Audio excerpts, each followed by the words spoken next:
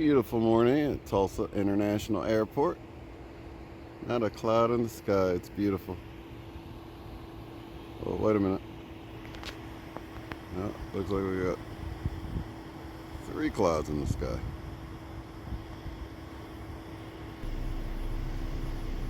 I guess I should title this one Change of Plans. Really globally over the last few years we've gone through kind of a collective change of plans in a way, with the way everyone's life was affected in some way. Their scheduling, their planning, everything was uncertain, and in many ways that still continues. It always has happened, but it has really been brought to the forefront as far as, with how many people it's affected and for how long it's affected people.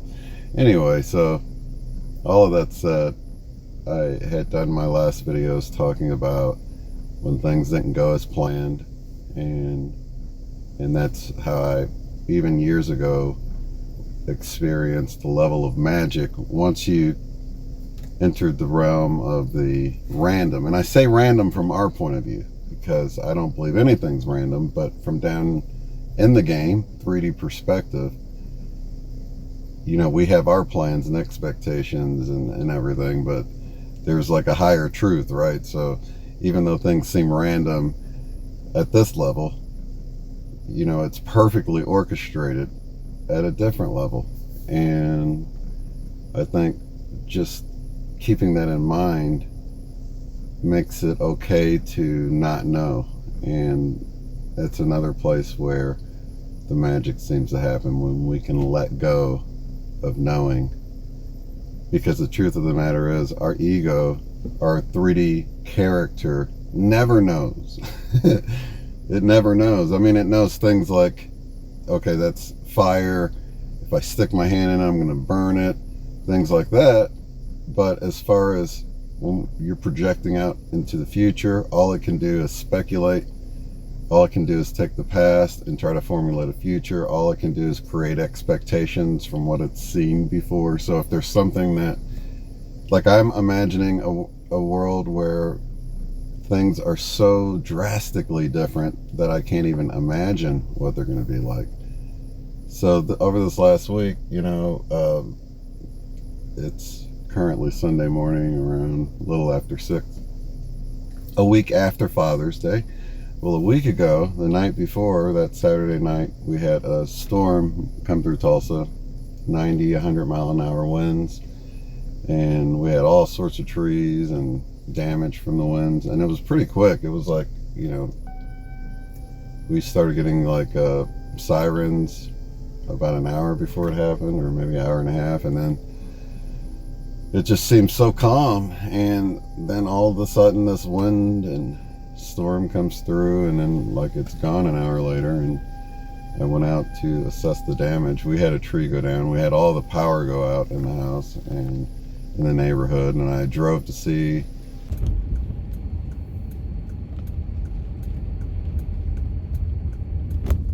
creepy. It's like the power's out everywhere in the whole town. Just treating stoplights like stop signs. And I'm just trying to find a quick trip somewhere, but everything's dark. Wait, I see a traffic light above ahead. So yeah, I've been driving for several miles and power's just off everywhere. The city's just so dark. In that direction, there's no power anywhere. You can see there's trees down. Lots of trees, look at that.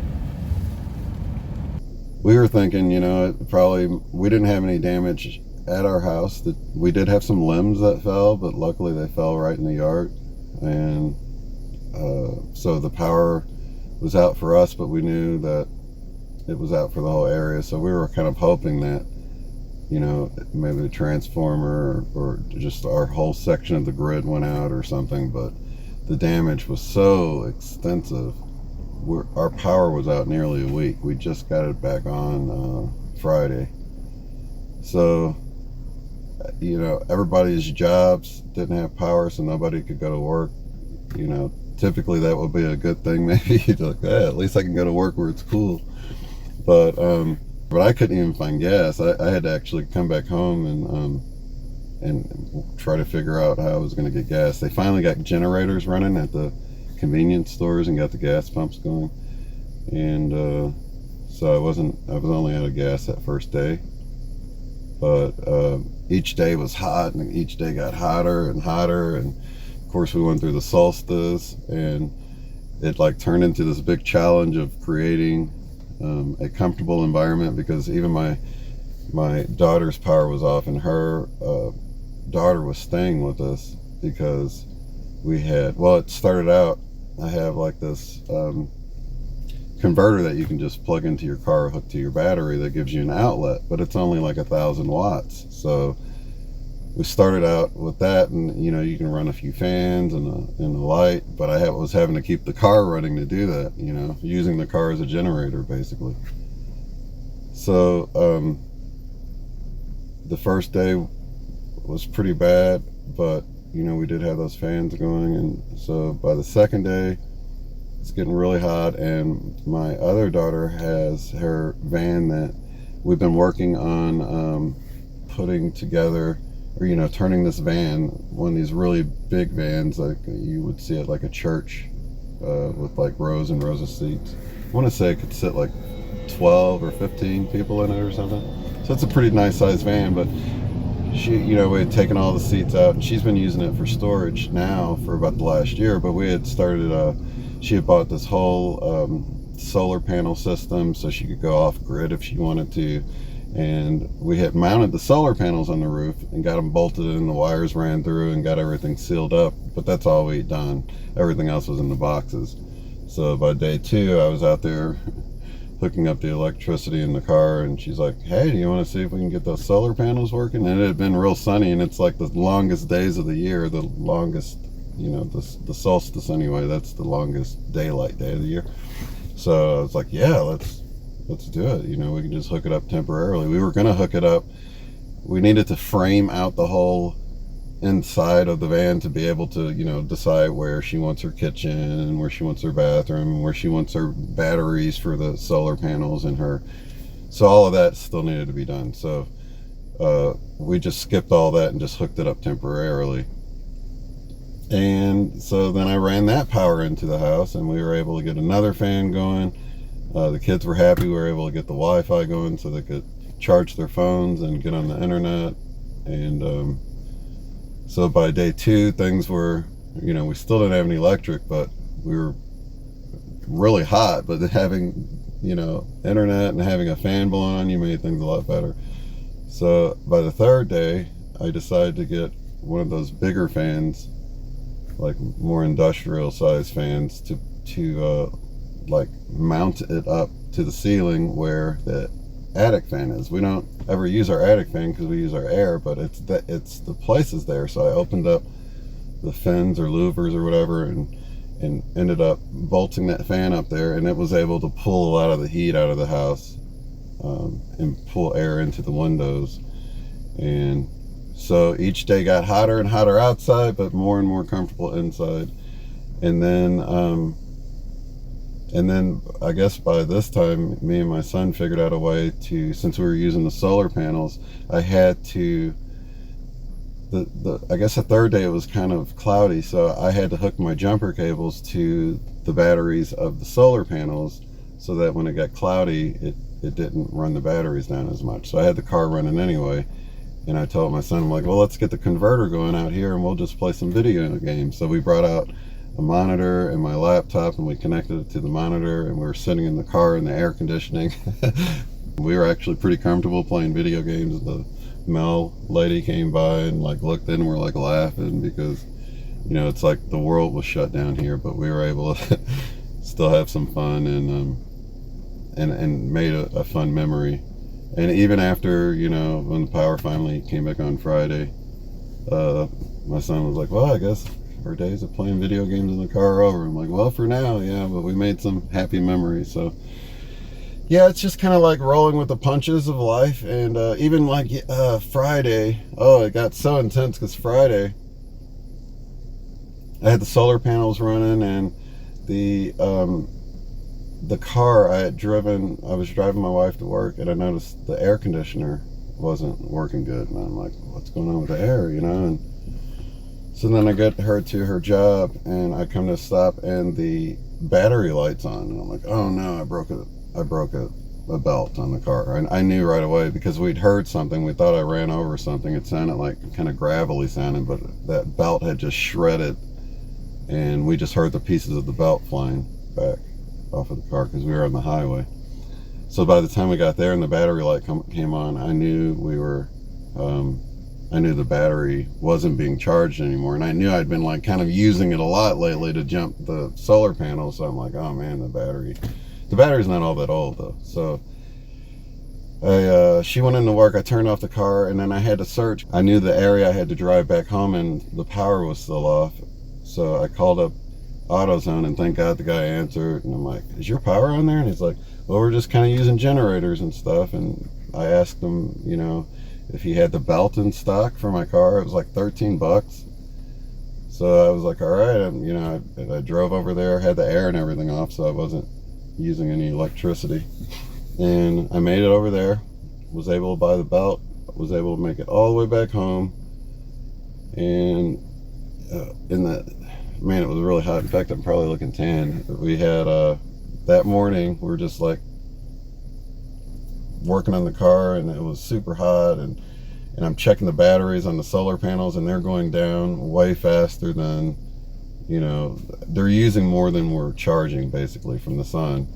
And so we had to cut a few fans off, and just about when I thought the solar panels were going to run down, we still had time to work on the car. I'm still working on the car, and the power finally came back on, and everybody's cheering and happy and everything.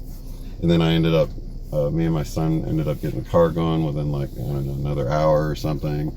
So everything got so intense for a little bit there, and of course, it was like the worst time of the month for this to happen. Like, it's just heat already like aggravates you quite a bit. And so yeah, so it was really a big adventure in a way. It was not that it sucked, it had a lot of sucky parts, but we sure did make the best of it. And really, I guess that's sort of the point of this whole thing, is that we were able to find some magic within that week of like, kids were like, this is like another pandemic. It's the worst of the first time. It's just kind of funny the way we kind of look at things. And even when the house started cooling back off and it got down to like, I don't know, in the low 80s, everybody was like, wow, it feels so much better even now. Because we'll usually keep it, in the low 70s, mid to low 70s or something. But so yeah, it's kind of funny how you get used to stuff, and things are just gonna kind of happen like they happen. And I had my plans for the week, but evidently the universe had some different plans. So I just hope this encourages some of you out there that when things don't go as you think they should go, or as you plan for them to go, there's always a deeper reason. And it's just another opportunity to tap into that randomness from our point of view, right? The unexpected things, and realize, like, why is this happening? Not in a way of like, why is this happening, but like, what am I being shown here? What's the lesson here? And especially like with something that, if there's some pain and suffering or loss in some way, there's going to be some gain, there's going to be some gifts, there's going to be some rewards, because we're in this system of duality. So there's always the flip side of the coin, as long as we're here. So it's kind of reaching that perspective where you can appreciate both sides of the coin, and using those heart virtues, really apply for, even in this situation, the heart virtues of appreciation, compassion, forgiveness, humility, understanding, in valor, which is like bravery. But usually I can stop right at the first two, appreciation and compassion, and find ways to be to appreciate a situation, and other ways to just have compassion, not only for myself but others that are involved in whatever the situation is. And then moving into forgiveness and humility. And humility kind of ties in, for me anyway, it's like it ties into my ego saying I don't know. Because saying I don't know from the ego is when you allow the higher mind to come through. It's kind of like Jesus saying, not my will, but thy will be done. You know, because we're so limited in what we can see from this perspective that we really don't know. And when we can accept that and sort of be humble with that idea that we don't know, then we can understand that there is a level of us that does know, a higher level that isn't limited by the time and the limitations and the scary things down here, like death and pain and suffering. It's not always easy. In fact, you know, if it's easy, it's probably an in-between time of some time when you're really learning some stuff, because it is those times that's more difficult that we're gaining more. And it's just kind of how the system works, I think, you know. And it's if we can move into an area where we understand that it's okay not to know, because a part of you does know on a higher level. God, if you want to say God, or your higher self, or your entourage. We all have an entourage of higher help. So, and they're all in one accord, if you will. So you don't have to, you can come into this not knowing anything at all, because this whole system is driven off of intention. So it's really kind of getting your heart in the right place, and then allowing those intentions to guide you, and asking for help along that path that you're on, in a way that you know that you're leaving yourself open to receive any kind of help, and diverting you off of your path somewhere else. If that's where you really need to go, that's really what you want to happen, right? So at the end of the day, it's like if we can tap into that feeling of I don't know, and release that, and say, and it's actually kind of liberating when you can flip it around to the point of saying I don't know, but I know that God knows, or source knows, or universe, spirit, however you want to view it. Then you can trust that. You can trust that you're working the divine plan, if you will. So I had plans for this week.